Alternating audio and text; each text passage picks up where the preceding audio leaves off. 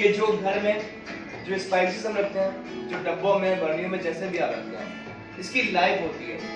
आप देख लोगे कैमरे की मदद से, स्पाइसेस की लाइफ होती है, ठीक है। आप 2 से 3 महीने आप रख सकते हैं। 2 से 3 महीने हो चुके हैं तो वो जो आपके पास स्पाइसेस रखे हैं, मसाले, नमक, लाल मिर्च, हल्दी, गरम मसाला या जो बाकी जीरा बाकी चीजें, उसे आपने रिमूव कर लेना है, ठीक है। उसे आपने आउट करना है, तो दोबारा उसे वॉश करने के बाद फिर कीजिए। दोबारा उन बर्नियों को जब भी आप रखें, आप होती आपको दिखाता, तो उसमें आपने खुश कर लेना, ड्राई करके रखिए, तो अगले 2-3 महीने तक आप मजीद रख सकेंगे।